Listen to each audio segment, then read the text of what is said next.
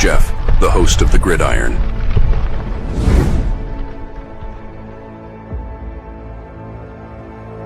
All right. Welcome to the Gridiron. If you can give this video a thumbs up or maybe share this video, that would be absolutely freaking phenomenal.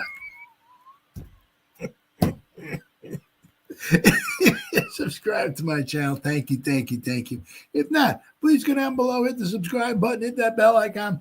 That way next time I go live, if I put a video up, you'll be notified. And it's free of charge. What do you got to lose? If you want to help support my channel out, very top link in the description box takes you to my membership page. I got 3 different membership levels. Each one has their own little perks to them. So once again, if you want to help support my channel out, it would mean so much to me, and I thank you in advance. Thank you. And then finally, just underneath that, there's another link takes you to my Facebook group. It's called the New York Giants, the Gridiron. It's my Facebook group. We have over 9,700 members in the group. It is doing simply marvelous. But basically, if I'm alive and breathing, and if I got internet access, I am putting stuff in this group darn near 365. It's called the New York Giants, the Gridiron. It's my Facebook group. Please join it. You will not be dissatisfied. I promise. All right, guys. Well, there's only three. Well, what do we got? There's 2 days, I believe, left in this week. And then the guys are gone for like 5 weeks, whatever it is, right? And then when they come back, it's on. Another season is upon us. Training camp, preseason games. Oh, man. Huh? Hopefully not a bunch of disappointment like we've had the last couple of seasons.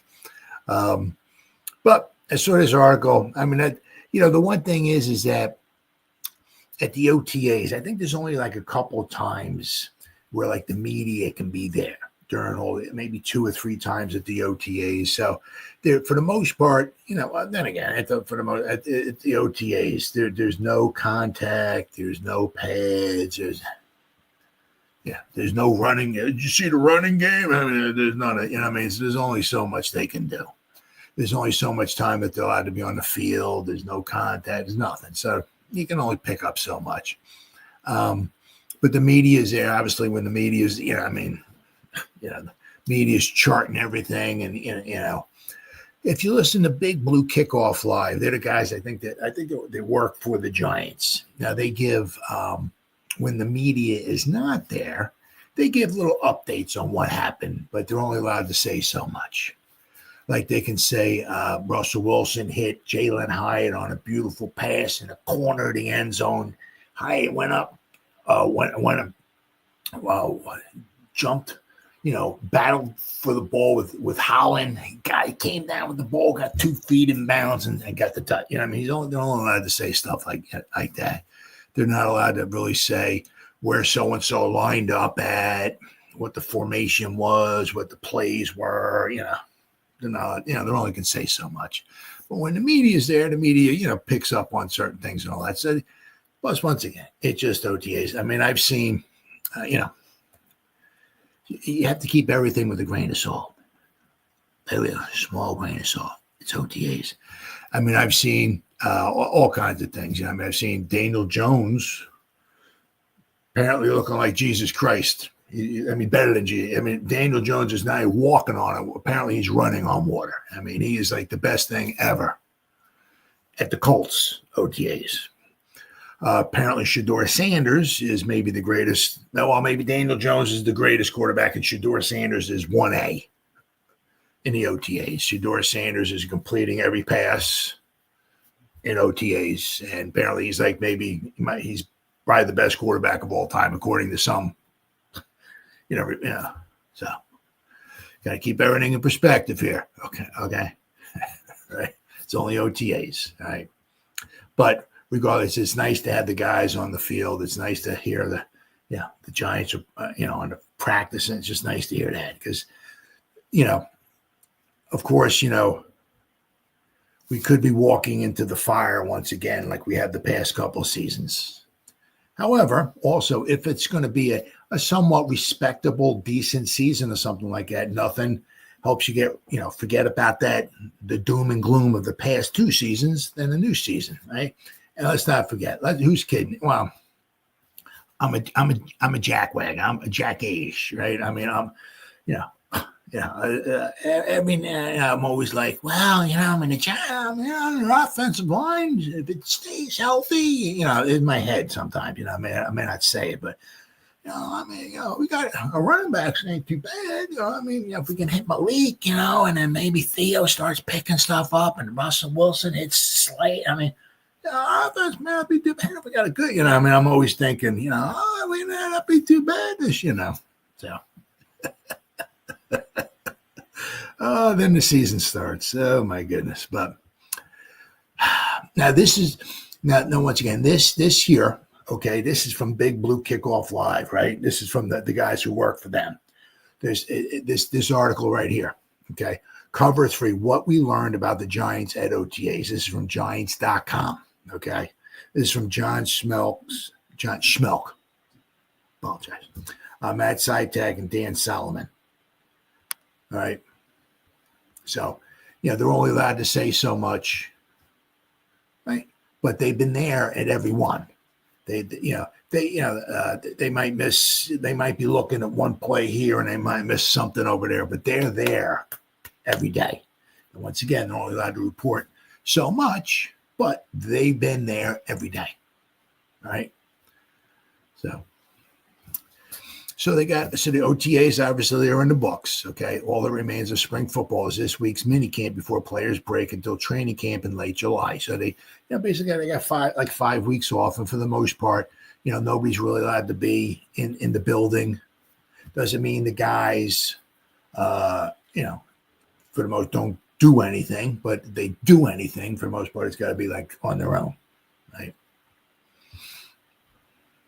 With that in mind, the Giants.com crew members discuss what they've learned about the team so far. As I said, once again, right, they're only allowed to say so much, too, but they've seen every practice, right, every OTA, right?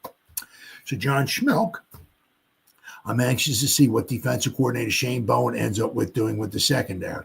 I interviewed more than 20 members of the defense at media day, so he's a busy dude. Let me tell you what, John Schmeelk. And all the returning players express how the playbook has been expanded with the influx of talent this offseason, which is cool, right? It is easy to imagine the variable fronts that Bowen can use with all the defensive linemen and edge rushers. Absolutely. He's got his work cut out for him because I'll tell you what, unless whatever, I don't want to say the injury word, or I'm sorry, the I word. Injuries, right? But unless we get really totally decimated by injuries, if these guys can stay relatively healthy, this should be a very nice defense, right? We should get some sacks, okay? And if we stay relatively healthy, and we don't produce some sacks or get a top, I don't want to say top 10, but top 11, 12 unit, top 13, somewhere around there, right? Bowen's under a lot of pressure. He better, his problem is he might have some, how am I going to get Kayvon, Sexy, Burnsy, and Abdul Carter on the field? How am I going to utilize them? You know what I mean? So, but if you can ever figure that out, then it's kind of like he serves the ball to the other team's offensive coordinator, right? Right, he figures it out, and the offensive coordinator of the other team's like, holy crap, he's got those 4 freaking guys on the field. How are we going to block them all? Right? Let's see. 2 of the Giants' biggest additions in free agency both came in secondary. I really liked, Holland and Debo. And because now it takes a little bit of pressure off of Banks. We're able to slide him over, to cornerback number 2 or whatever you want to call it, right? So now he doesn't have to go against the top dog. That's what we got a Debo for, right? Hopefully they'll light a fire under Banks. Hopefully, he's not going up against Justin Jefferson every week, right? Hopefully we might see a little better performance from him. But, it basically his job just got taken from him. Okay, so let's see what, now we're serving the ball to Mr. Banks. Okay, Mr. Banks, we just brought a Debo. What are you going to do with it? What are you going to do? Right? You're going to curl up in the corner and suck your thumb and, cry like a baby and ask for somebody to change your diaper because this ain't fair, or you're going to light a fire under you. right? So we'll have to wait and see, right? That was probably one of the biggest things that got Mr. Henderson, fired, was because he couldn't get the best, out of Banks. So let's see. So adding Jevón Holland at safety as a truly interchangeable piece with Tyler Nubin. Yeah, I mean, you can, either one. It could be free safety, strong safety, so that's really good.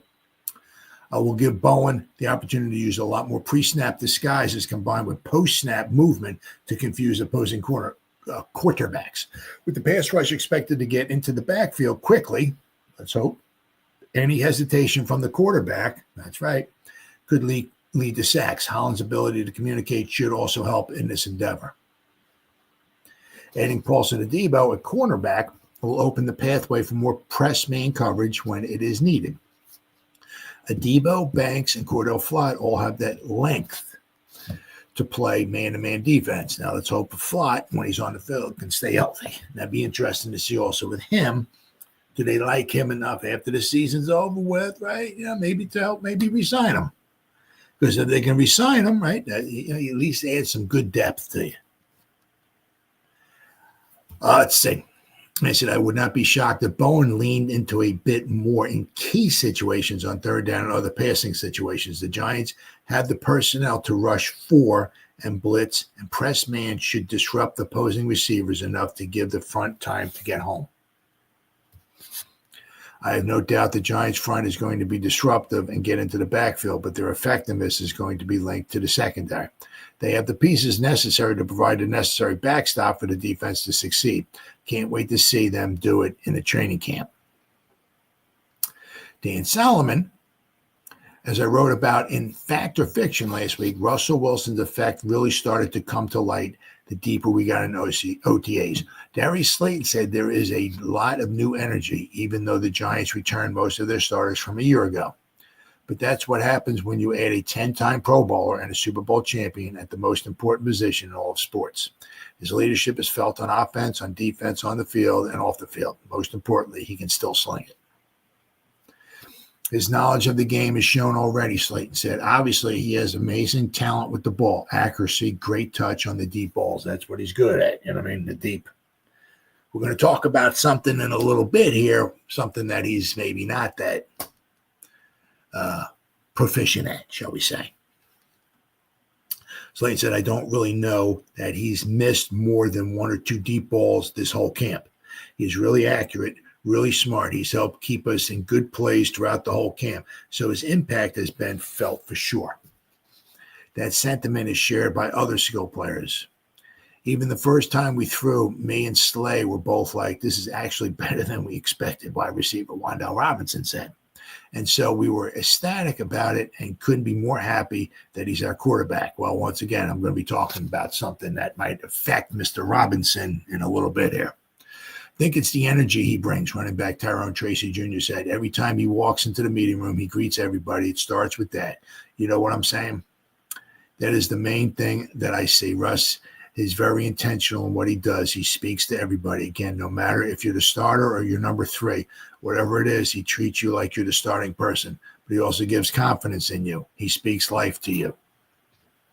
Furthermore, Wilson has also extended to how Brian Daboll structured practice this spring, which included more on 7-on-7s.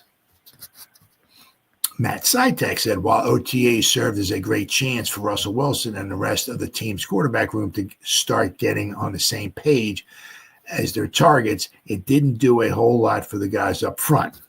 Never does.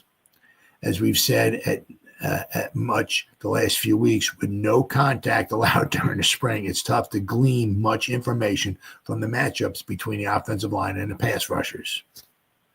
With that being said, one thing became abundantly clear as John, Dan, and I stood on the sidelines for every OTA practice over the last 3 weeks.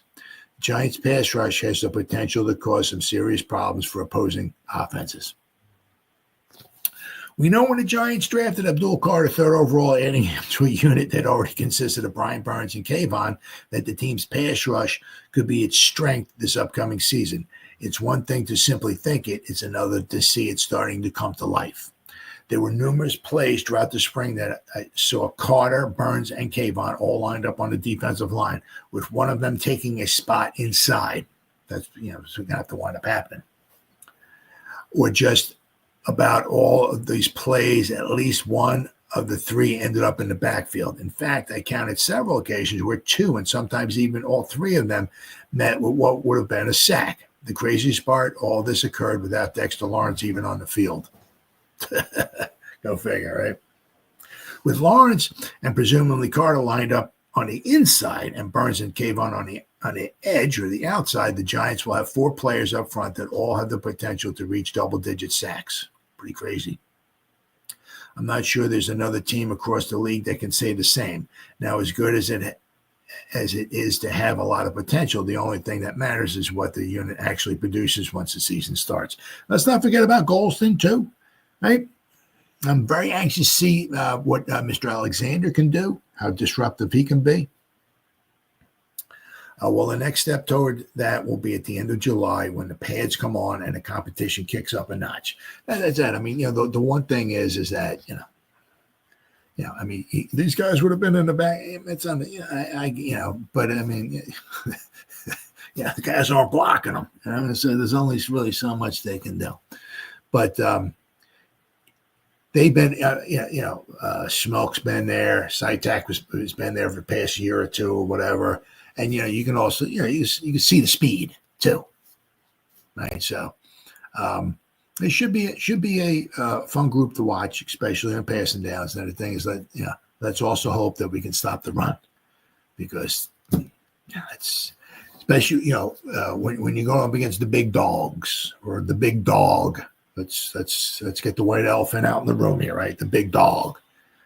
The Philadelphia Eagles, right? That offensive line we got super Saquads in the backfield there. Can we stop them? I really would have, didn't want to say, but would have been anxious to see, right? If their final game of the season last year, if they put Saquads in there and just run wild. Would have been anxious to see how many yards he would have wound up with. He would have. I'm sure he would have eclipsed. I forgot what he needed, like 90 yards or 100 yards or something like that. I'm sure he probably would have had that by halftime. I mean, if they had their starting offensive lineman in there blocking for him, they were at Philly. Those fans just going crazy, freaking out and everything. Oh man, I couldn't imagine how many yards he would have had. We would have been crucified. He would have annihilated that rushing record. Now, he would have done it in 17 games, though. Eric Dickerson did it in 16 games. Right? Although, to me, I'm an old fart. Now, I'm not proud to say it, but this guy's, to me, is a worthless piece of human trash. But, OJ did it. OJ, he did it in 14 games. Right? Wasn't much of a passing league. It was a lot of running, right? But OJ, that was like 2003 or 1973. To me, that's the top there. These guys have, when Eric Dickerson did it, he did it in 16 games. Saquon did it Saquon would have maybe got the record in 17 games. So pretty soon it's soon to be 18 games. But, hopefully, we can do better in the secondary as far as covering receivers, right? Hopefully we should continue our very good pass rush that we had last season, because let's not forget, whatever it was, halfway through the season, we were leading the league in sacks. We were up like around 35 after whatever it was, 7-8 games or something. We were really doing good. Like halfway through the season, we were on pace with damn close to 60 to 70 sacks. Came down a lot after that, But, can we stop the run?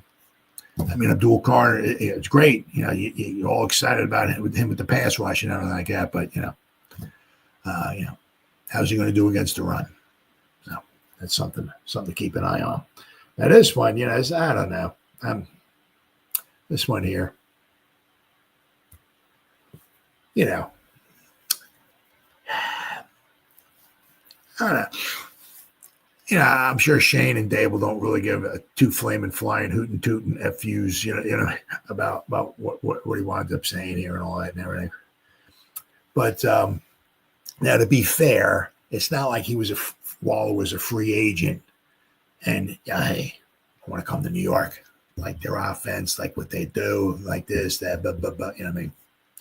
So I can't remember. It's one of these articles I got here talks like he was on a podcast or something like that, and I guess he wasn't very happy about just being in the backfield and maybe blocking, but he did that a lot in college. I don't know. Once again, so I guess maybe when he was with the Raiders, right? I guess maybe they didn't ask him to do much of that at all. Maybe they say, all right, Darren, you're gonna be on the line of scrimmage. Maybe I'll ask you to block him. Linebacker or an edge or something every now and then. Other than that, he's going to be running past pattern. Maybe that's what he wanted. I don't know, but probably wasn't very happy. He was like being like a fullback, and he wasn't very happy about that.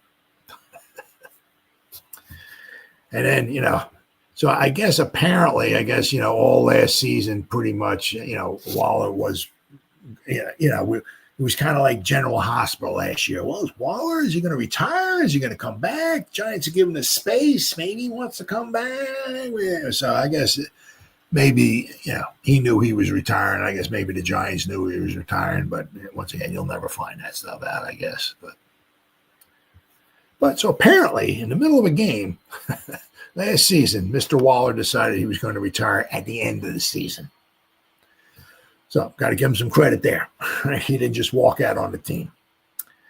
Said about 2 hours before tight end Darren Waller tried to make a game-winning walk-off touchdown catch for the Giants, he decided to retire at the end of the season.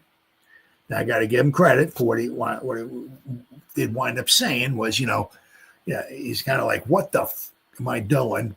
I guess he was in the backfield. I'm going to read this post, and I guess he was doing like being a fullback. So he said, I guess he was on the sideline or whatever. He was like, what am I, that's all. I'm retiring.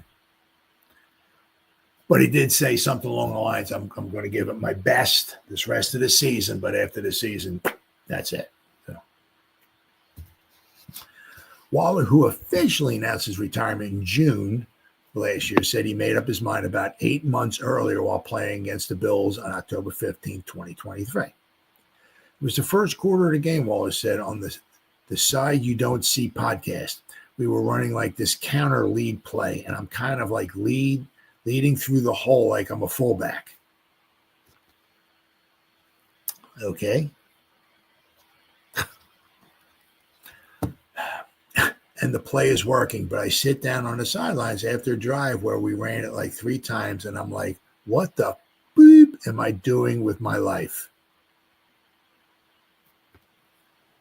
Okay. I'm out here playing fullback.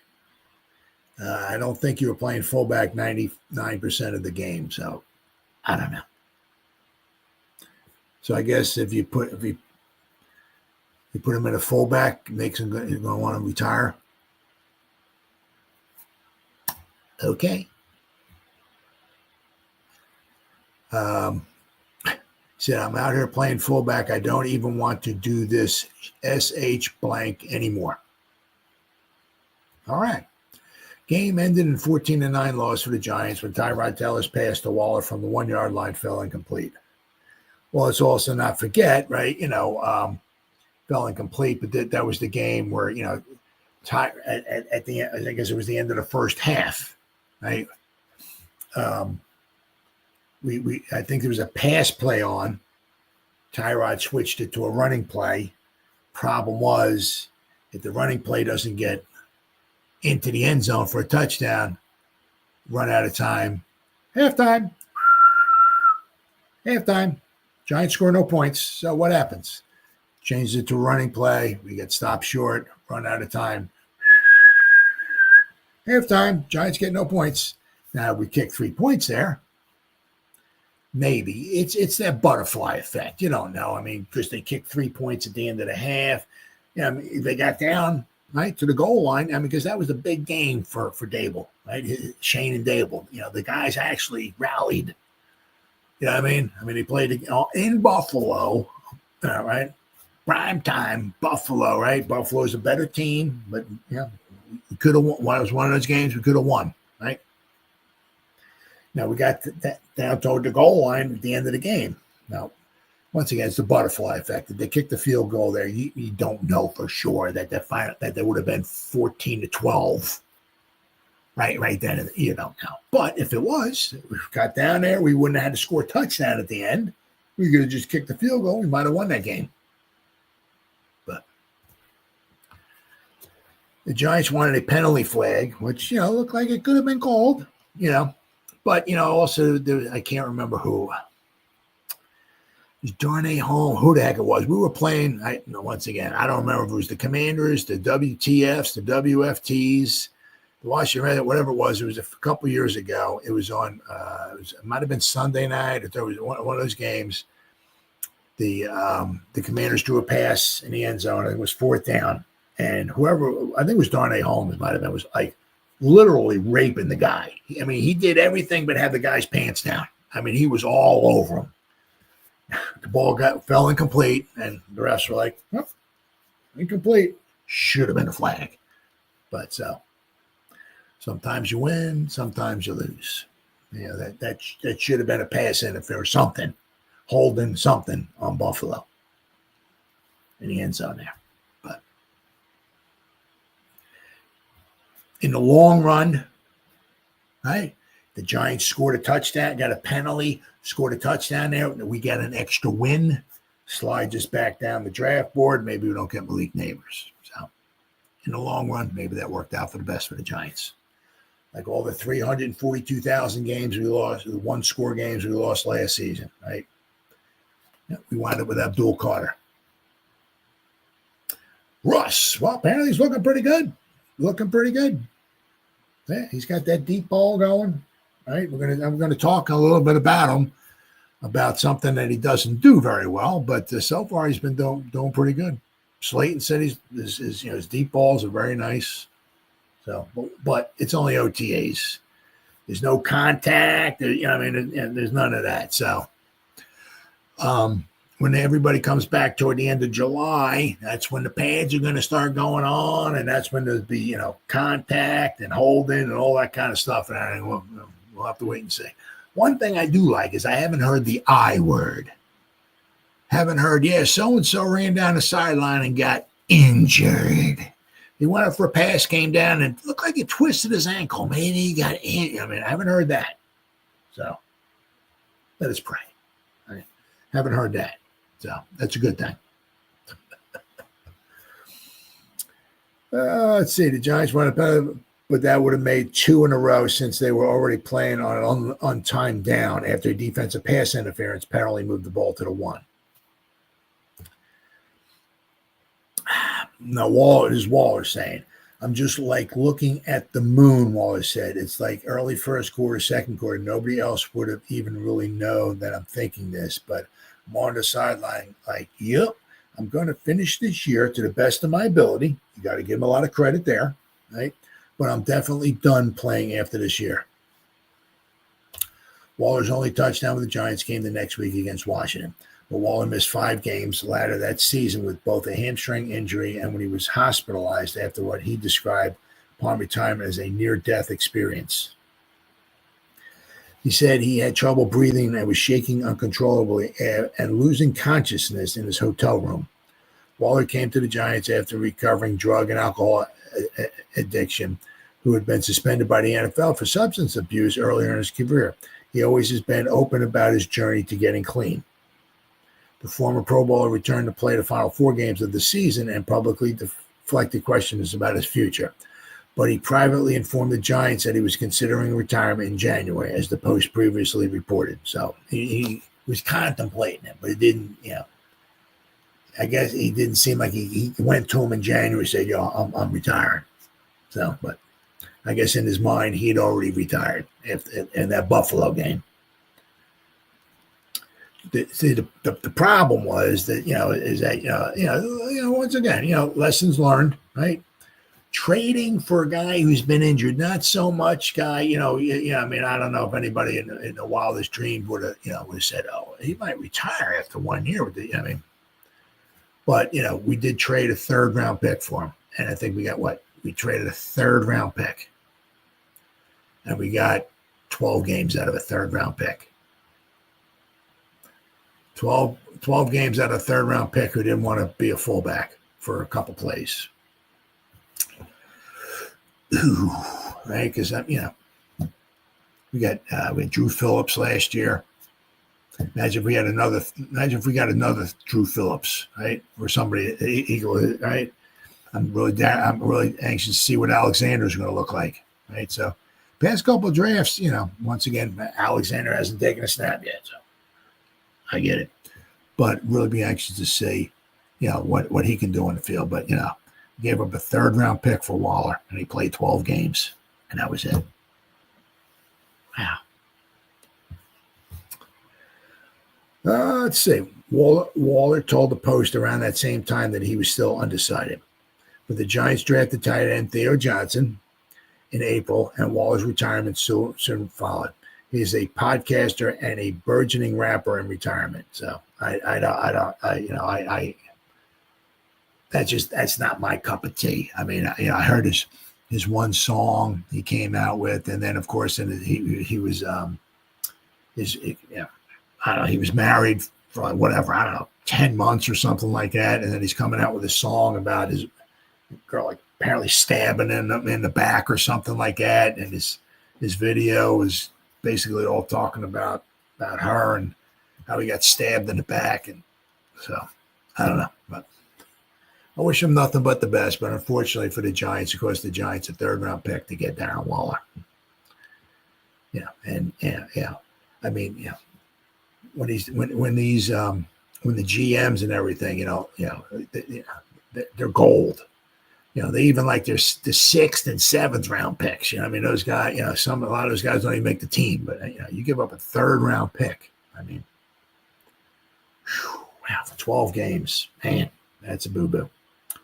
Now that fortunately now with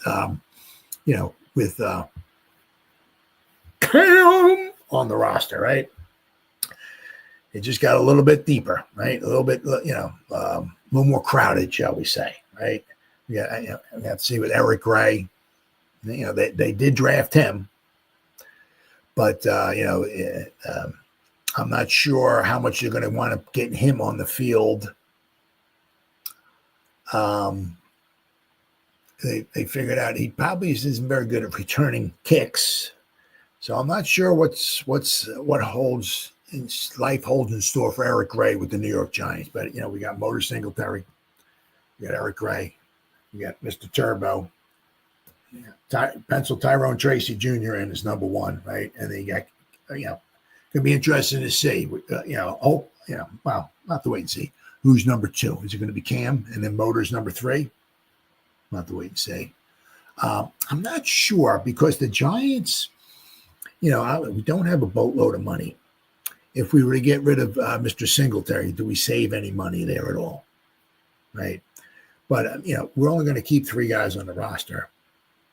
Right. Possibly have 1 guy on like we had Motor Singletary last year when he was on the practice squad. Right. So once again, it's got a little more crowded for him on the roster. Now, every time, like when I listen to Big Blue Kickoff Live, right, and they talk a lot about, the plays the Giants run and stuff like that. Every time they bring up Turbo, it's literally Turbo. I mean, they say the guy is fast. Shame they can't find a way for the guy to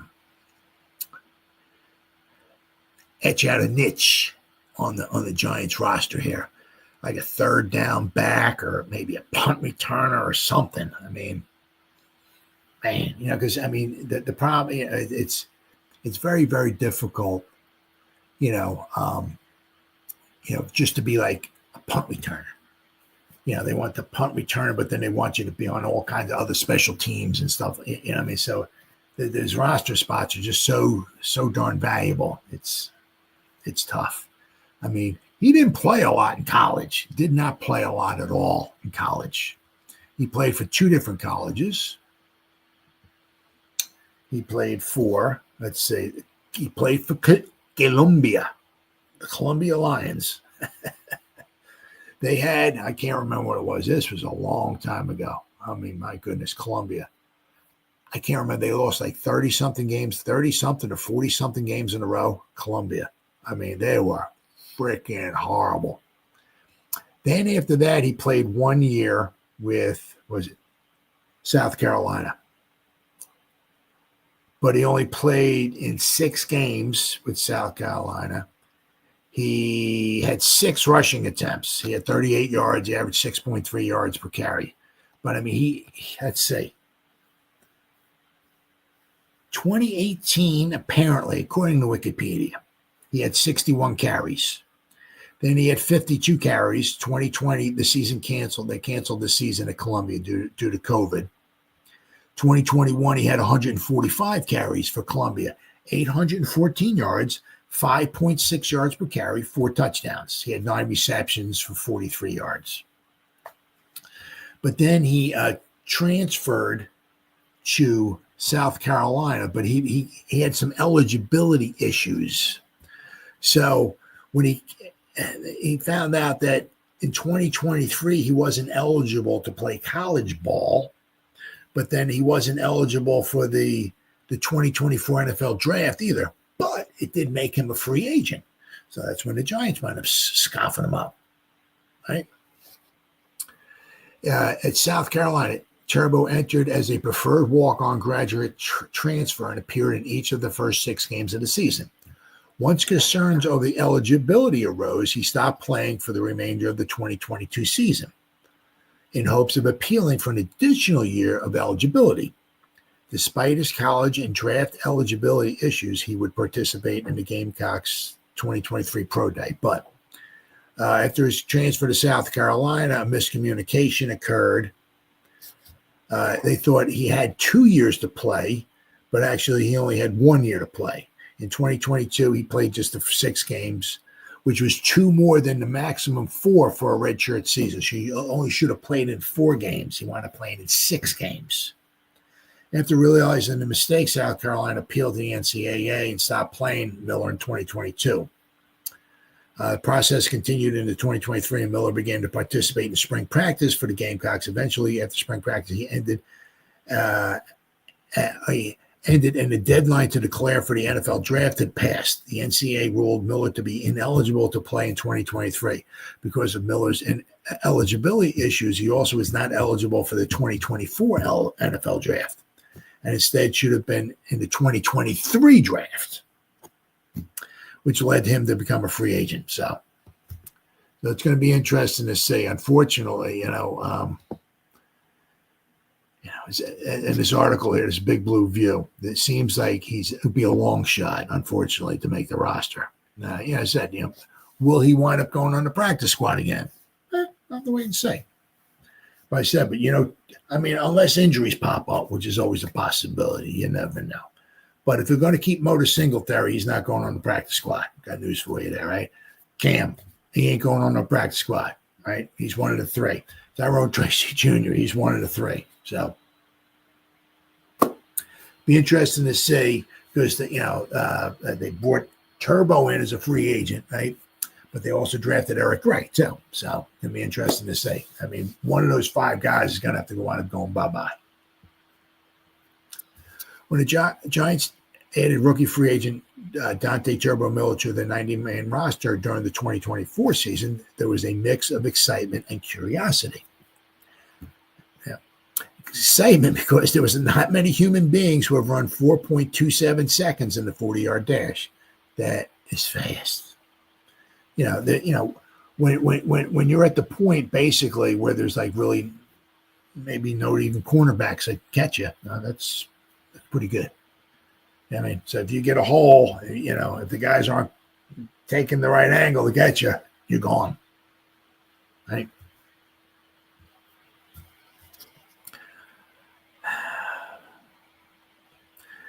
curiosity because Miller was a mystery. He played sparingly, very sparingly.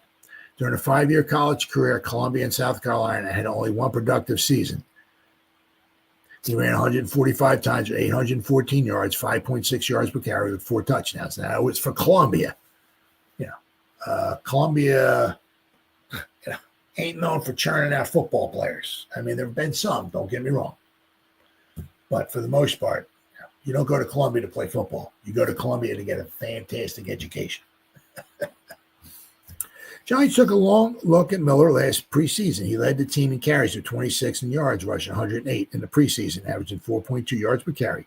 He also caught 2 passes for 7 yards. The Giants also worked Miller as a return man, though he never got to return a kickoff or a punt in the preseason.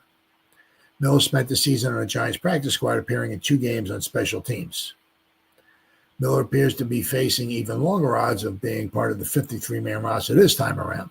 Tyrone Tracy Jr. established himself as running back number 1 a year ago, compiling more than 1,100 total yards as a rookie. Giants drafted a battering ram in Scatterboo in round 4. Veteran Devin Singletary, right, who began last season as the starting running back, is still on the roster. Eric Gray, 2023 5th-round pick, is a depth player. Miller is now 26 years old with no NFL resume and a thin collegiate one. Since that productive 2021-2022 season at Columbia, he had just 6 carries at South Carolina and the touches he got in the preseason last year. That is not a lot of football over the past few seasons. Making the 53-man roster and becoming a productive part of the Giants' backfield is a mountain Miller might not be able to climb. Now, as I said, unfortunately, he's not making the top 3 once again, unless it's injuries, which is always a possibility. The interesting thing would be to see is that you got Gray and you got Turbo Miller. Who's going to go on the practice squad? I really don't see us having 2 running backs on the practice squad. Right. So, they did bring both of the guys in. Right. So it'll be interesting to see. I mean, Gray hasn't really got many touches either, and he's not much of a return man because he's had a lot of issues fumbling the ball. So it's going to be very interesting to see. But as far as Turbo making the 53, I mean, you can pretty much forget about that. As I said, once again, unless there's injuries. But it's just injury because he's 26. I mean, it's amazing that somewhere along the line somebody has not used him or found a good 4.27 seconds. I mean, he's not big, but 4.27 seconds, that's fast. Very, very fast. Now, speaking of fast, I pick things up and I put them down, right? Apparently, Jalen Hyatt's been doing a little bit of bulking up. I think Darius Slayton said looks like he put on he's just saying it by tongue-in-cheek, like 15 pounds or 20 pounds. I think he said, and there's an article here. Now, you certainly could put on 15 or 20 pounds. It ain't going to be all muscle, especially in whatever. I mean, we got a season ended in January. Here it is, like 5 months later. You ain't putting on 15, 20, even if you're roiding it up. Now, I don't know exactly once the season's over with, right? If we got a few months, before OTAs and all that stuff. Hey, I don't know what the urination policy is there, right? When they want to check get a urine sample of you, see what's going on. You can not saying he did, I don't know, but I mean, if you want to bulk up a little bit, you can do some. Maybe do some roids for a couple months, do a cycle or so, hit the weights pretty good for a few months, put on a couple pounds.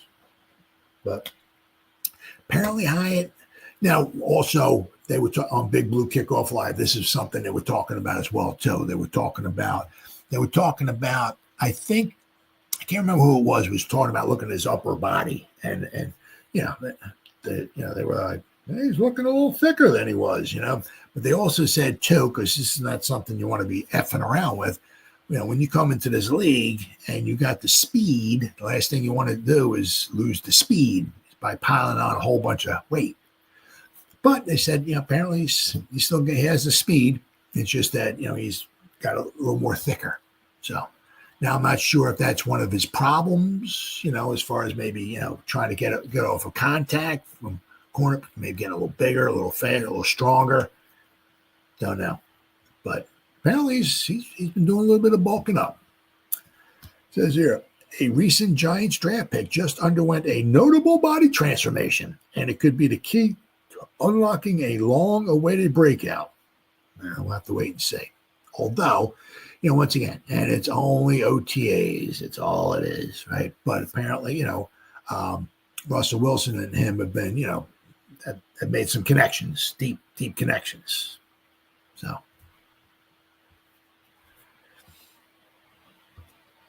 Giants offense is going to look a lot different this season despite the return of head coach Brian Daboll and his offensive scheme. New quarterbacks offer the promise of new hope for big plays down the field.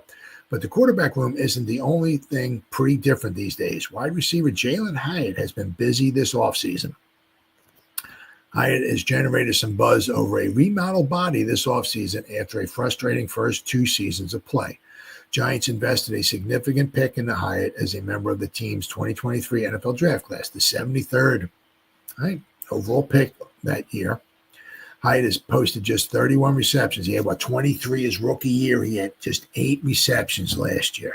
I mean, my goodness. Fellow wide receiver Darius Slayton dished on just how different the third-year pro's body is this summer. He said Hyatt is up between 15 to 20 pounds. I don't know about that. I mean, that's an awful lot. That's an awful lot. 15 to 20 pounds. I mean, that's a lot. There's no way in HEL double hockey sticks that it's 15 pounds of pure muscle. I mean, there's no way.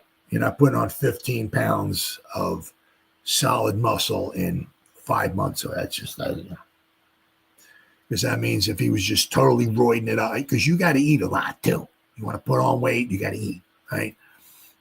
But I mean, that means at that rate, he would be putting on like 35 pounds or so of solid muscle in a year. And that's pretty tough to, even if you're roiding up with the best of them, that's pretty tough to do. Yeah. But the one thing is that if you're slender, which he is, right? You put on a few pounds, you put on 5, 6, 7 pounds or so, or whatever. It's going to be, it'd be like, oh, wow, I mean, it's noticeable. That is noticeable, right? She said Jalen Hyatt came into the Giants spring program swelled up. Said Darius Slayton.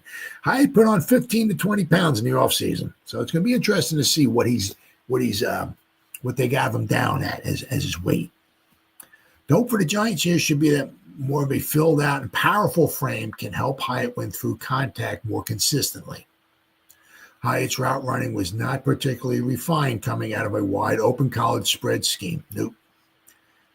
That was the one thing. I mean, they kind of like schemed them wide open. I mean, it's different here in the pros, right? Further complicating matters was a slender frame that lacked great length.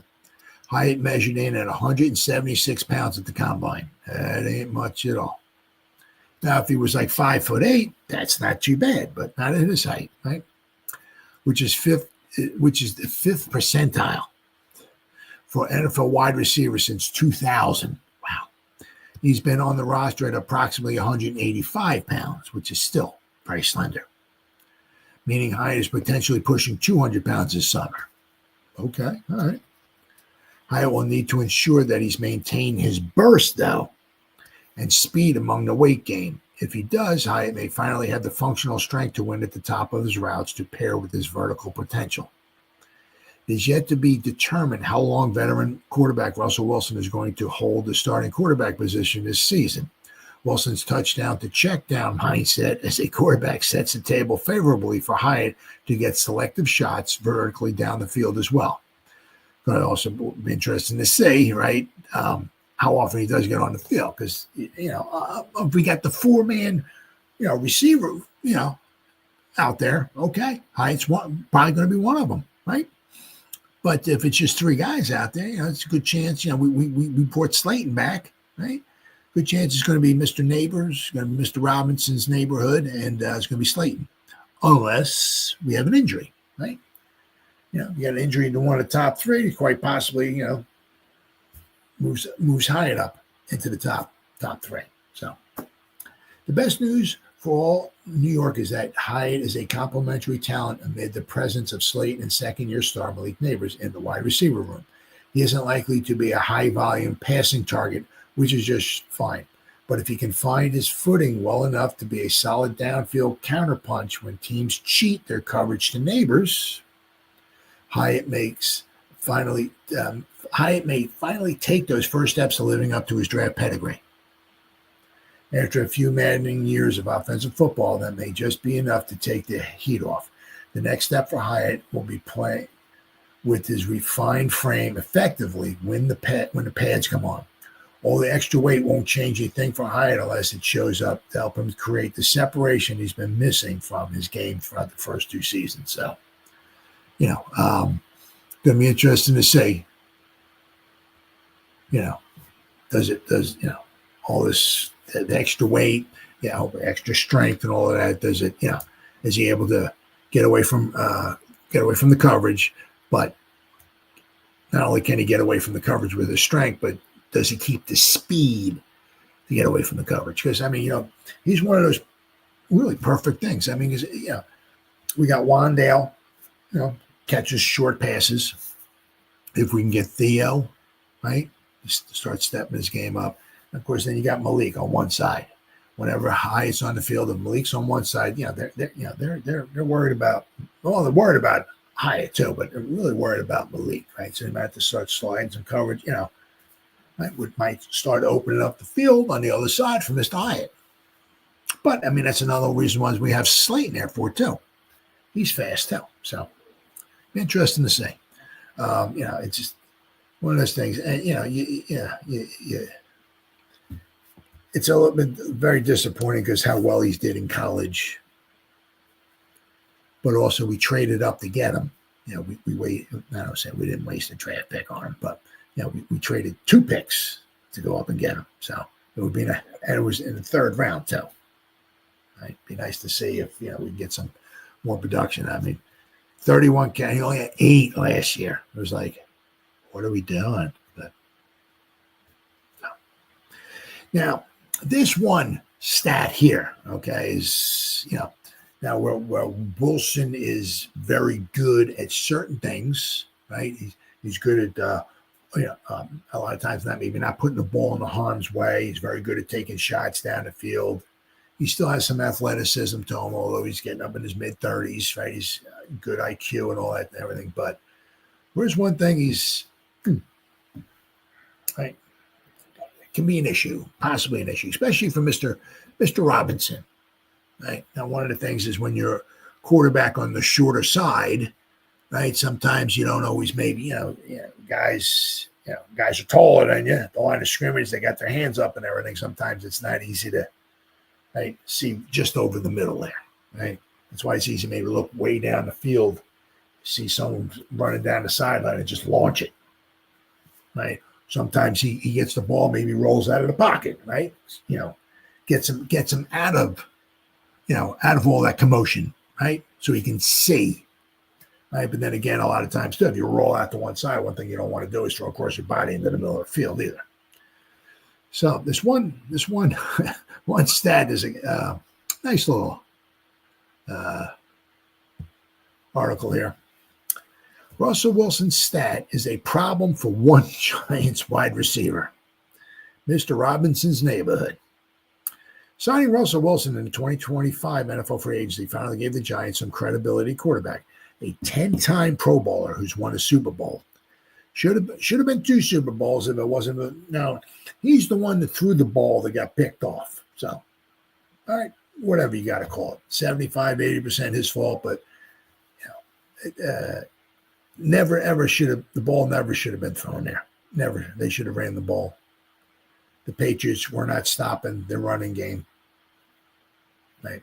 They should have just kept handing the ball off, and they probably would have scored a touchdown. I would have won him the game, would have won him another Super Bowl. But anyway, but the veterans arrival is a problem for one incumbent wide receiver. It's fourth-year slot receiver Wan'Dale Robinson. Now, once again, we got to remember here, right? Fourth year, right? Second round, right? There ain't no fifth-year option for a second rounder. So let's hope we have some money in the kitty next year. Maybe you can re-sign him. Right? Let's see. Wan'Dale Robinson, who should be less than happy about Wilson taking over as Giants quarterback one. Robinson has reason to worry because of one troubling statistic from Wilson's mostly decorated career. The numerical anomaly concerns how Wilson tends to avoid the middle of the field, where slot receivers typically roam, according to Charlotte Carroll of The Athletic. She detailed that among 35 qualified passers the past 2 years, Wilson has targeted the slot at just 22.3% clip. So whatever, 1 out of every 5 throws he targets at the slot. The lowest mark in the league. Now let's not forget. I mean, Wan'Dale had over 100 targets came his way last year. I mean, he had over 90 receptions, well over 100 targets went his way. Right. Between Robinson and Malik Neighbors, it was over 300 targets just between those two guys. Between those two guys, they had over 200 catches. I mean, that's crazy. I mean, so it'll be interesting to see what Wan'Dale Robinson's numbers are. Going from over 90 catches, you'll have to see what it winds up coming down to. So Wilson has targeted the slot at just 22.3% clip, the lowest mark in the league. Ooh. Now, that could at least be partly attributed to the offensive schemes and players Wilson played with in Denver and Pittsburgh, which is true, right? But it's still safe to say that he's not going to pepper the middle of the field.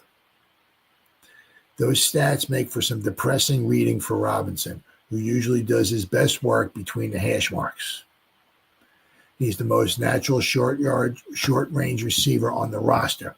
But the second-round pick in 2022 NFL Draft already knows he needs to alter his game with Wilson throwing the passes.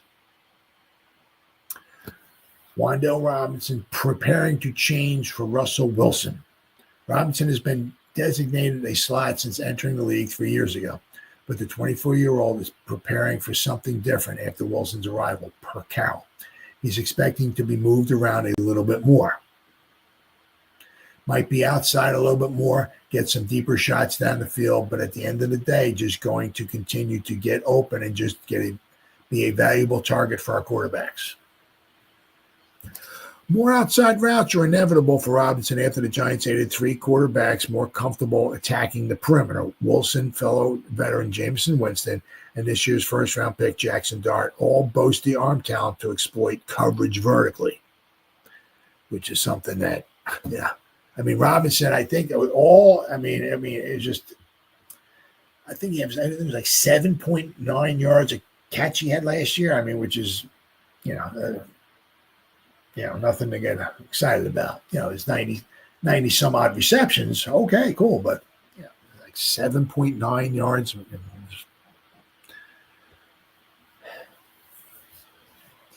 Robinson has already been impressed with how Wilson launches the ball. The receiver told reporters that deep ball just drops right in the bucket. Whenever he's throwing the shorter routes, it comes in like a pillow. Okay. It's really, really easy to catch. A more vertical element to Big Blue's passing game can help Robinson fix his own statistical quirk from last season.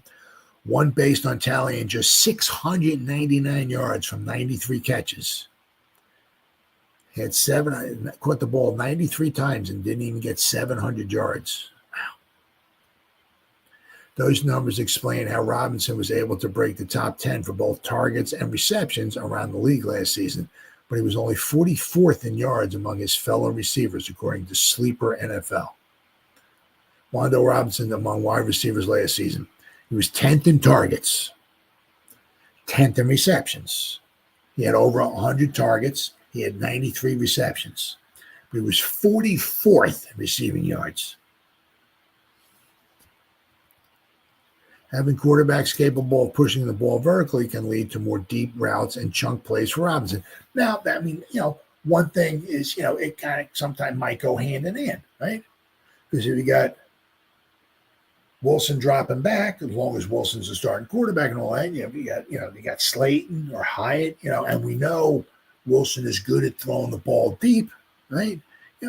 Maybe stretches the defense a little bit, right? Opens things up over the middle a little bit more. So it might help to some degree, but it'll be interesting to see.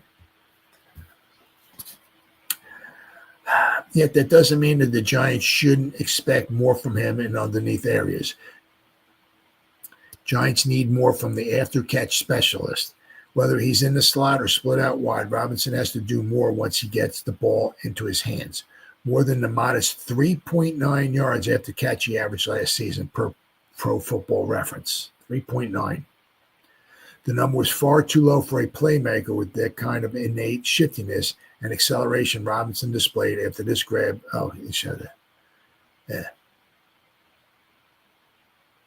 Wan'Dale Robinson is from Nick Falato. So quick in space, so quick he tackled. He was one play. Apparently, he tackled himself on a play. It looked like it was against the Eagles. Expanding the route tree for Robinson is a logical fix, but he still won't be the obvious field stretching among a receiver group with Malik Nabers, Darius Slayton, and Jalen Hyatt. All three are taller and boast greater straight line speed than the 5'8", 185-pound Robinson. The latter's best bet to stay relevant will still be to make the most of the underneath targets he gets. It's going to require better hands to secure catches than doing more after each grab. Now, I mean, you figure, you also look at it too, is that, with 93 receptions, are you guys mad that you don't have Shedeur? Oh, absolutely. Not at all. Not at all.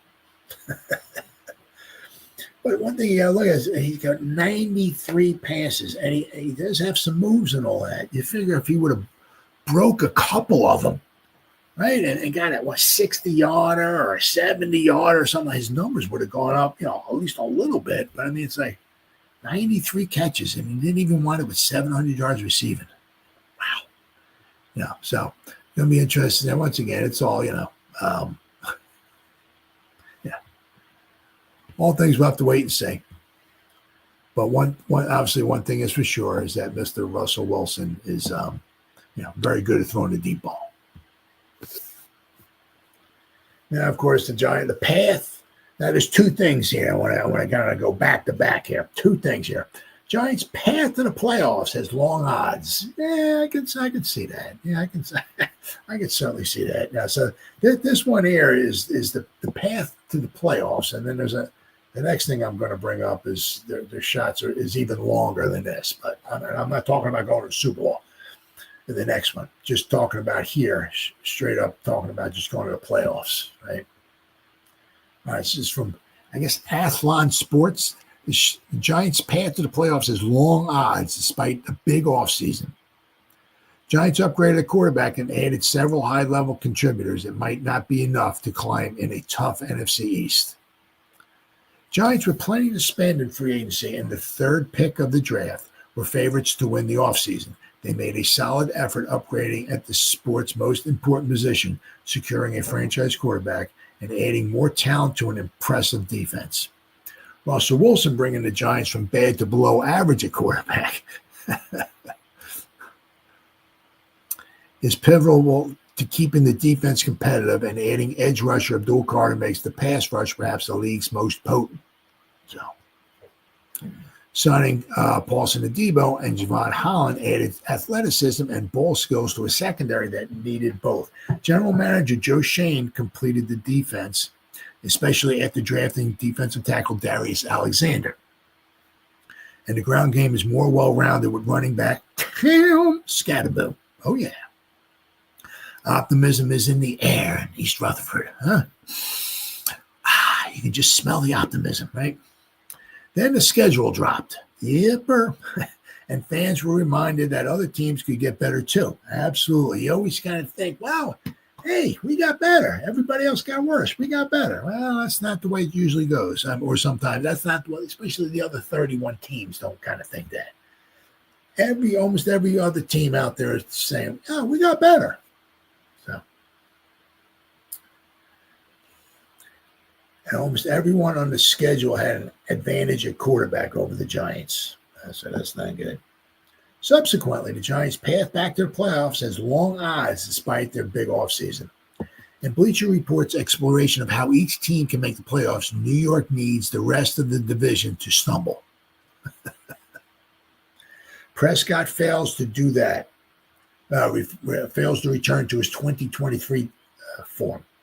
Jaden Daniels suffers a sophomore slump, and the Eagles encounter a Super Bowl hangover while Russell Wilson rediscovers some of his old magic. They wrote. So I'm not sure if all that's going to happen. We got to find a way to beat the Cowboys. I mean, it's just, that's plain and simple. I mean, if we can't beat the Cowboys at least once, I mean, oh my God, what are we doing? What are we freaking doing? Right? It's going to be tough to beat the Eagles. Very tough. Now, we went toe-to-toe with the Commanders last year, without question. If we had a kicker that one game, could have, should have won that game. But if we could have, should have won that game, we would have moved back in the draft and we may not have a dual Carter. So it might have worked out well for us, right?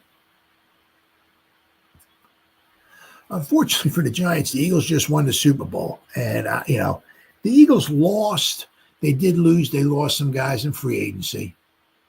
Okay, but, they had a very good draft. They have a very stacked roster. So, I mean, I don't know if you want to say they came down to earth a little bit, maybe. But I mean, when the gap is this big between us, and they came back maybe a little bit. But their offense is really good and their defense is really good. So they also got lucky last year. Hey, to their credit, congratulations, good, because they were very, very healthy. Right, Giants were not. They stayed healthy. Giants, Not that the Giants ever would have beaten them, but, Neighbor's not happy at all. He'll never admit it.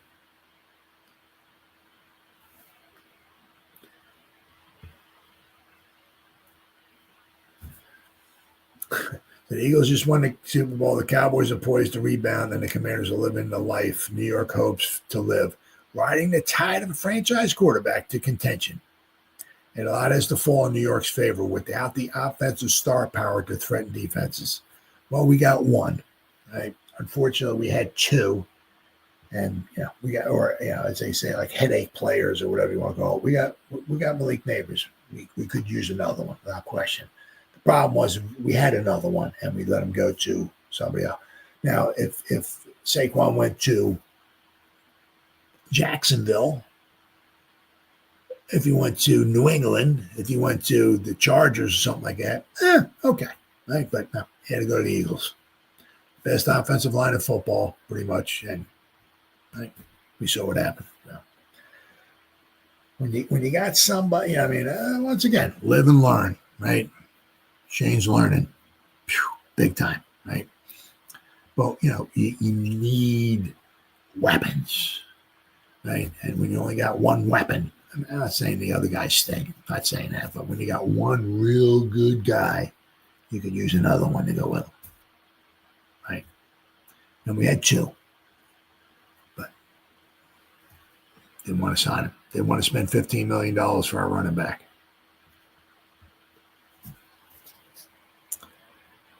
Giants are currently listed at 2,500 to 1 to win the NFC East and 650 to plus 650 to make the playoffs, the latter being the second longest odds in the sport. So they got the second longest odds in the sport of trying to make the playoffs. New York's credit, Wilson can run hot, winning 6 of his first 7 starts in 2024. Now the thing was last year, he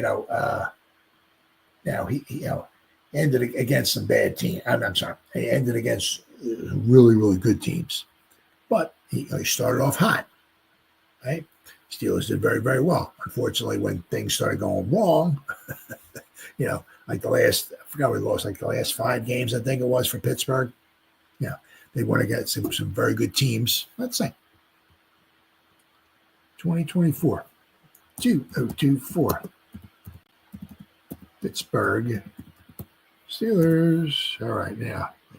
Now, of course, we know they lost the playoff game, and Tomlin, he hasn't won a playoff game in quite some time. Although all he does is win. All he does every year is take his team to the playoffs. He can't seem to win any playoff games. Okay, so the final 5. Yeah, look, my God, they lost. They played the Eagles. They played the Ravens twice. They played the Chiefs. And then they lost a tough game to the Bengals. Right? So, they played some very tough teams. Very, very tough teams. Right? So he ended, the 5 games in a row he ended that they lost. There's some tough teams there. Very, very tough teams. Wilson can run hot, winning 6 of his first 7 starts in 2024. Barring that magic, the Giants season will be more about playing meaningful games in December, not in January. After last season's disaster, that would still be a win. Yeah, if the Giants can get, whatever, totally, you don't want to be 3-10. If you head into December with whatever, like 5 games left, you still have some type of a mathematical shot, okay, that would wind up being a win. We'll have to wait and see. Also be interesting to see is if and when the time comes to pull the plug on the season, if and when the time comes to pull the plug on the season. As I mentioned this before, the Giants pulled the plug, in 2004 with Eli, and they were 5-4. Right? They played 9 games. They still had 7 games left to go in the season, and they were 5-4. They were in the playoff hunt, and they pulled and it was like, they're pulling the plug on the season. So, yeah, and that's one of those tricky kind of situation things, because. Pulling the plug on a season, when you got veteran players in there, they give their heart and soul, and they want to, win. They're out there playing hard out to win and all of that. And basically, you're going in there and now we're putting a rookie quarterback in there where the season's over with. That's a tricky situation. So you got to be careful when you do that. But.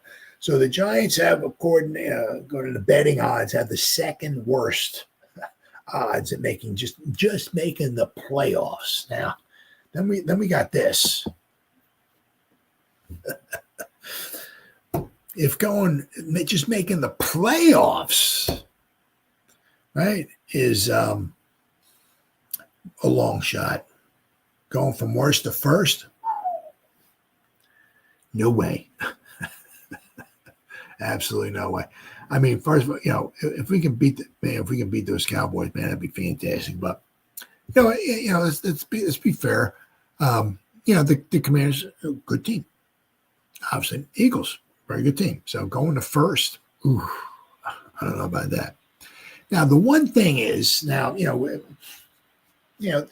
certain teams. You look at the Chiefs. There's a real good chance. Especially if Patrick Mahomes is there and all of that, right? Real good chance they're going to make the playoffs, right?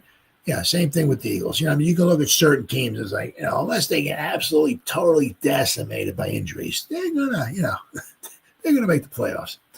But there's always that every year. There's always a certain amount of teams that make it. Like the year before.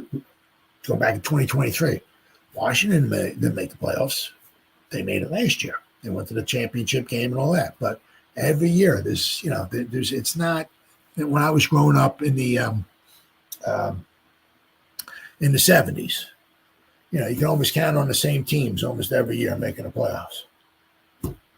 For a while there in the 70s, the Dolphins made it almost every year. The Steelers every year. The Raiders every year. The Cowboys every year. the Vikings every year. The Vikings won their division almost like every year from like, what the heck was it, 68 to like 77 or 70, something like that. They won it like 9 out of 10 years in a row. They never think about the outside of the box. Well, a lot of people do seem to say that. Yeah, that's for sure. That is for sure. So, I mean, for those guys, for the Giants to go from worst to first, I mean, oh my goodness. Actually, the Giants are ranked. Well, obviously, last year, obviously, there's 8 teams that were last place because you got the 8 divisions, right? So the Giants, according to this article here, Giants are ranked the 7th out of the 8 teams to have the least chance of making it worse to first. I think the Browns have the least chance from going from worst to first, but the Giants are the 7th.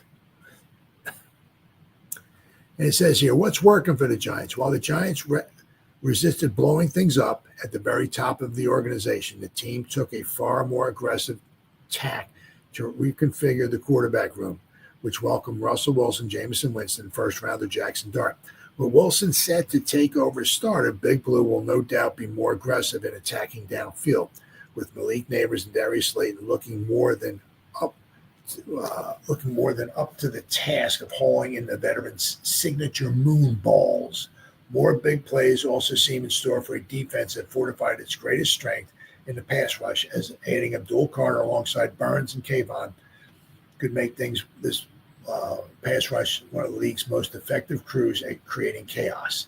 And if Dexter Lawrence again plays at a level that he will put him in the conversation for NFL Defensive Player of the Year, New York's front could be a legitimate problem. The Giants were 1-7, unfortunately, in one-score games last season, even if some, such as the Thanksgiving flop against Dallas, weren't as close as they appeared. So a bit of improved fortune could be a boon to the bottom line. But what's working against the Giants? Wilson didn't prove to be much of a starting option for the Pittsburgh Steelers, team that offered far more support than the Giants do. If the Giants fall in an early hole, which seems likely given that the first month brings matchups with the Commanders, the Cowboys, the Chiefs, and the Chargers, all teams that start with C, how long will Brian Daboll keep Dart on the shelf? A shoddy offensive line looks ill-equipped to support either option and could spoil any visions of a more prolific passing game. Then there's the matter of the NFC East. Between the Eagles and the Commanders being entrenched as established contenders, well, I mean, the one thing is that, the one thing, right, is that, well, we have to wait and see. Right? Because 2 years ago, the Commanders did not make the playoffs, right? They blew everything up. They brought Jaden Daniels in. Now, what happens if Jaden gets hurt? What happens there, right? The Commanders brought in, obviously a new regime. They brought in a whole bunch of free agents. A lot, right? Sometimes that don't always work. If we look at the 2016 Giants, right? Giants brought in, spent a lot of money in free agency in 2016. They really upped their defense with Snacks Harrison, right? The Jackrabbit, right? So we spent a lot of money, and for that 1 year, it worked out well. And then the following season, all heck broke loose, right? 2017. So they're talking about the Commanders being like a perennial, like Super Bowl contender or something like that. So they made the playoffs one time. So Jaden Daniels looks great, absolutely. But yeah. Let's see. The Cowboys possibly in line for a bounce back. The climb out of the basement appears steep.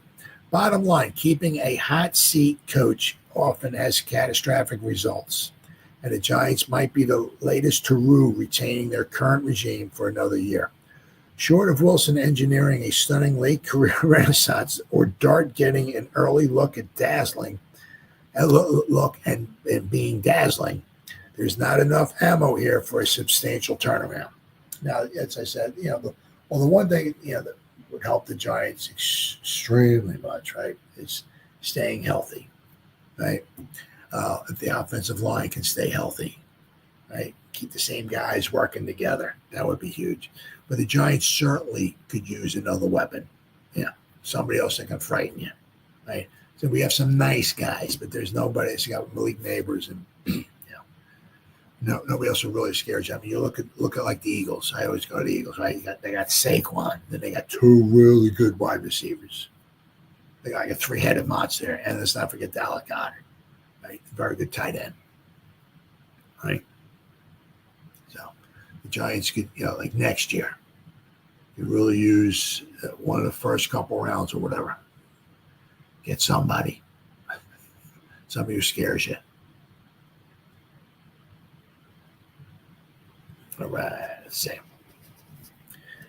Giants duo of head coach Brian Daboll and general manager Joe Shane enter the 2025 NFL season with a clear mandate: show significant progress, or you'll be shown the exit. Now, it's not that easy that they're talking about here in this article here.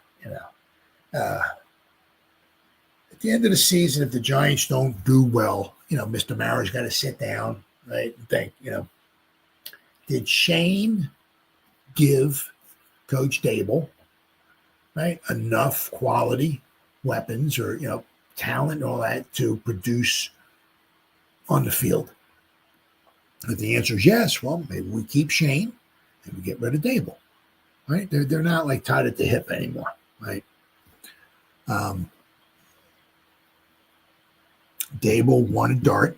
It's not like, it's not like Daboll said, no, I don't want Dart. No, I can't win with him. No. And Shane's like, no, I'm drafting him. He's going to be, they talk, right? They talk. And Daboll's like, no, I think we, because when I had the 30 visits, right? Shane's not going up to the board and drawing up diagram and plays and stuff like that. All right, Jackson, what's going on here? What did you do here? Shane's not doing. That's Daboll. Daboll's the one talking, right? So Daboll's the one shopping for the groceries, shall we say, as Bill Parcells said, right? He shopped for the groceries and he came home, opened up the bag, and he said, I want Jackson Dart. Well, Shane went out and got him. So it could be interesting to see. It's not that easy. It's not like, well, if we only win 4 games all year, both those guys are going to be gone. It's not that easy. So the Giants rank near bottom of worst to first rankings from USA Today. They ranked all of the last place finishers across the 8 divisions in the NFL in the worst to first article on Monday, which placed the Giants in the 7th out of 8 teams when ranking squads with the best odds to quickly turn things around. Keeping a hot seat coach. I read that, yeah. So the marriage between head coach Brian Daboll and general manager Joe Shane is currently in the counseling phase, which is an analogy for this partnership atop the Giants organization is in a desperate state entering the 2025 NFL season.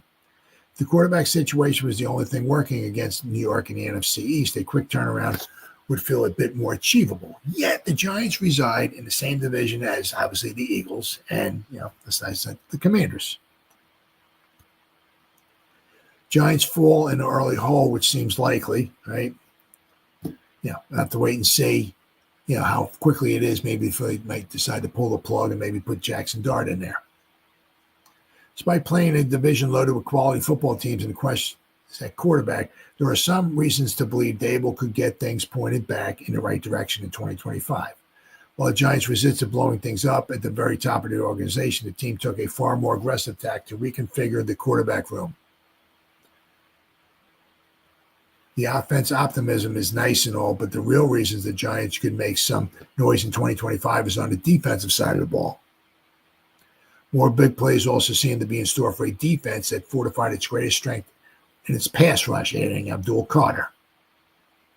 If the offense manages to get anywhere near league production combined with a potentially elite defense, the Giants could shock the NFL world and push for a playoff spot. Playoff spot, not going from worst to first, though. All right, so in this article, they just ranked them. So they got the 49ers could be, are the most likely team to go from worst to first. And of course, right, since we wound up in worst, right, we got to wind up playing against the 49ers, right, on our schedule. All right, then the Titans, they're the second because having the quarterback, right, that helps a lot. Apparently, the Titans had themselves a very good offseason as well. The Chicago Bears are third most likely to go from worst to first. The Patriots, well, with Mr. Vrabel in there, we'll have to wait and see. They're the fourth likely team to go from worst to first. All right, then we got the fifth is the Saints. I don't know, without a quarterback, I don't know, but we'll have to wait and see. Well, with the Saints, I guess it'd be more likely because their division isn't as strong as the one the Giants are coming from, right? Then the Raiders, they're the sixth most likely team to go from worst to first. Then the Giants are seventh. As I said, the Browns are like a mess. I mean, they have like 52 quarterbacks, but so I mean, the Giants are just,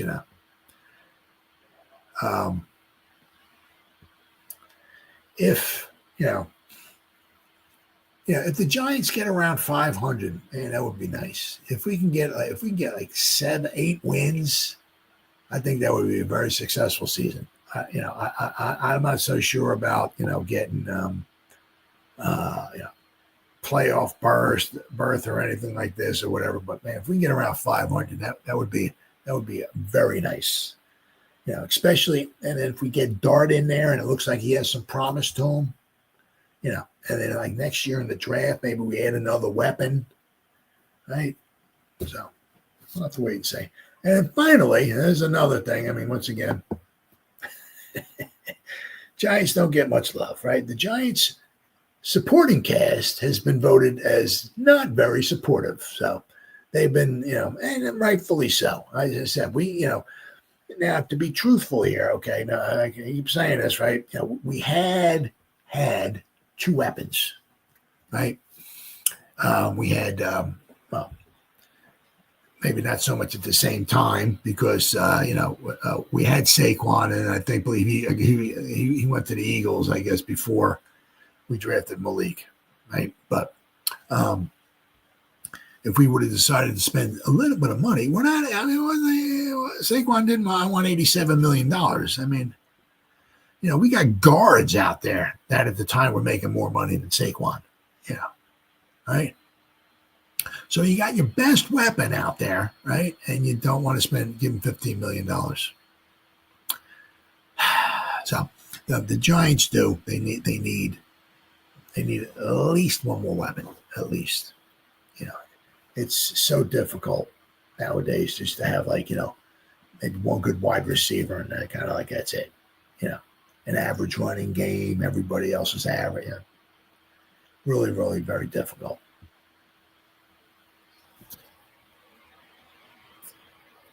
So, wait.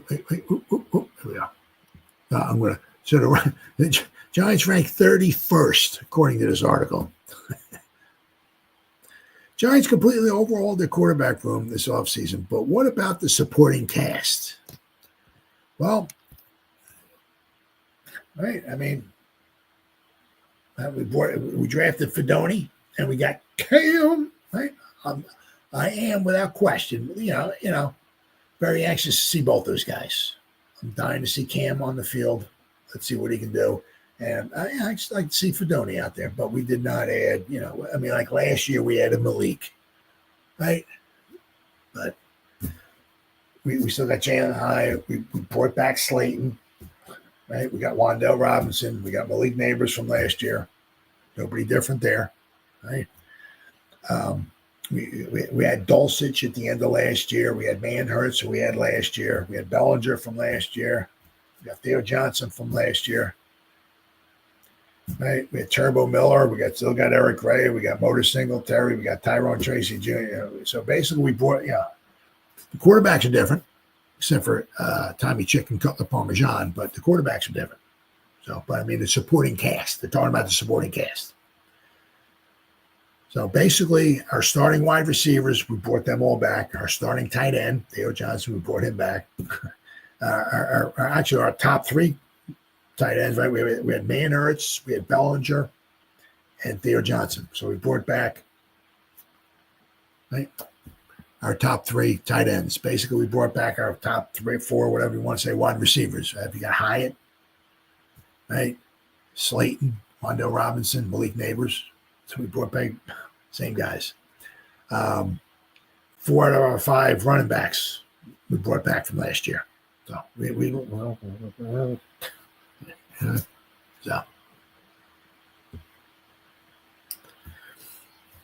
So what about the supporting cast? General Manager Joe Shane did very little to change that. Say, unless you have like $3 trillion to spend in free agency or whatever, it's very difficult just to wave a magic wand and go, poof, everything's fixed. You can't do that. The one thing he did do is that our defense should be very, very nice. And we have them all for at least, it depends upon if we pick up Banks' 5th-year option or not, but we got these guys for at least this year or next year. Right, and they should be good, right? So if we can add like maybe in the draft another good depth piece, maybe we sign Micah McFadden before he hits free agency. That would be great, right? But I said this defense is going to be back next year, right? So what does that leave? Well, we have we don't need a quarterback, right? First time in a long time we can say that. As of right now, we're not sure what Jackson Dart can do, right? But, unless there's some unbelievable running back out there, we early on, we're not going to draft the running back. So we could, hopefully we'll have to, sit back and look how the offensive line do, right? Do we need, how's Evan Neal? Do we need a guard? Do we need to draft a guard? How's our tackle, right? But do we need to draft an offensive lineman early on? But, in those first couple rounds, we could really use a good wide receiver. Really could use that without question. David Hellman of Fox Sports views Shane not addressing the offensive weapons as a fault and recently ranked the Giants supporting cast among the worst in football. Only the Patriots were worse. So General Manager Joe Shane, he turned the same group of wide receivers, running backs, offensive linemen, and tight ends, right? With the exception of Fedoni and Cam Scatterbill. This guy wrote, whatever else happens, I'm incredibly confident Malik Neighbors is about to be a superstar. Yes. So we did get him, right? His talent jumped off the screen on a dismal Giants team. That it did. And the talent level around him is undeniably better now. Truthfully, this could be a surprisingly solid unit if the offensive line, particularly Andrew Thomas, managed to stay healthy.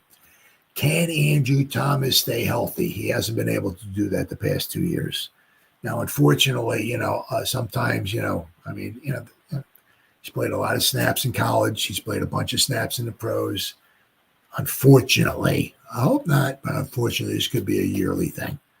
The Andrew Thomas watch. How many games can we get from Andrew Thomas? I hope not. I hope he plays 1,000 snaps. But we'll have to wait and see. We got, I think, the 6th game last season or whatever, and we had everybody played and all that. But once he won, the wheels just started falling off, and we just started going a heck in a handbag when Andrew Thomas got hurt last year. So hopefully he comes back healthy and he stays healthy. But we'll have to wait and see. Got Darius Slayton is better than he'll get credit for, and Tyrone Tracy had some exciting moments as a rookie. I also still believe in Brian Daboll as a coach and play caller, but really, if you're looking for reasons to be excited as a Giants fan, it starts and ends with Neighbors. Starts and ends with Neighbors. It appears that Mike Kafka, not Brian Daboll, will be calling plays this season, but that's no reason to lack excitement.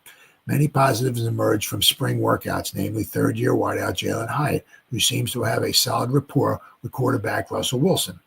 The addition of Scatterbo a solid pass catcher out of the backfield also adds a dynamic to the team's offense that's lacked in recent seasons.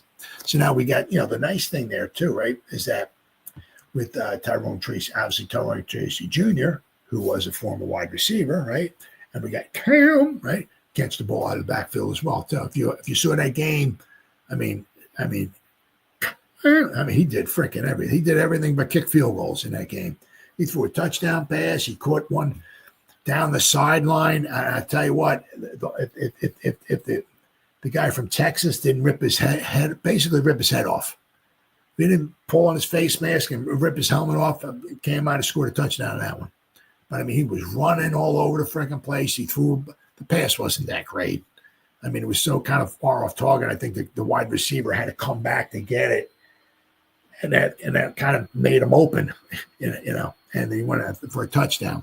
But, I mean, his running is undeniable. So, I mean, Cam could do quite a bit. So, as I said, the nice thing is we've seen Tracy take a couple long ones to the house last year, and we know he's got the hands too. So that's good.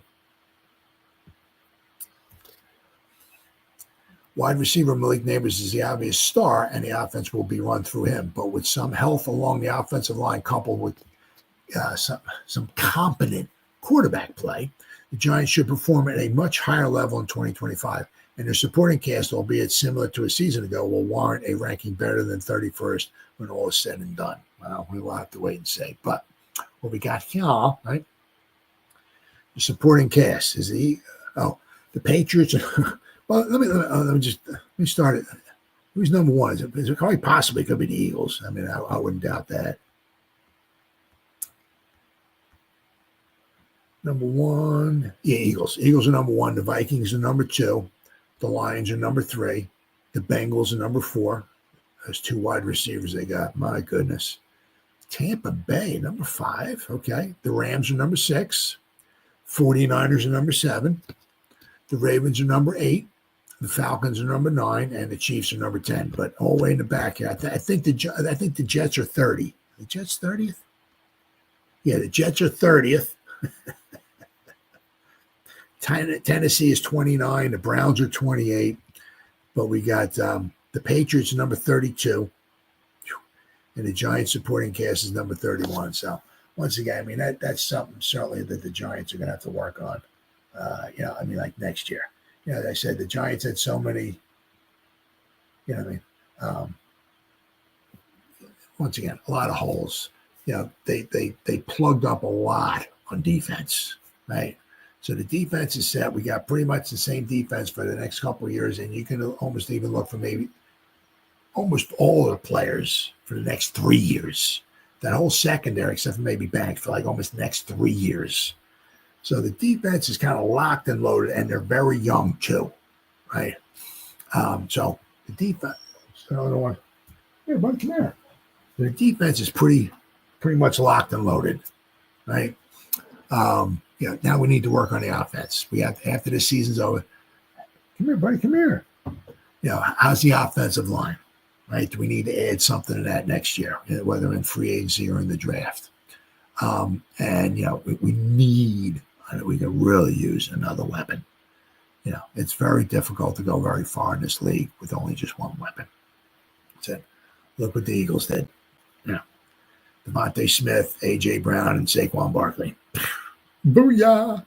Super Bowl. Right. So, all right, guys, been 1 hour and 39 minutes. Whoever spent any time listening to me live, thank you, thank you, thank you. And hold on there. Up. HUDNet Systems and Rodney Porter. Thank you so much for your comments. I greatly appreciate it. Right? So whoever spent any time listening to me live, thank you, thank you, thank you. Or if anybody's going to spend any time watching a replay this, once again, thank you so much from the bottom of my heart. It means the world to me. As always, you guys stay safe out there and go Giants!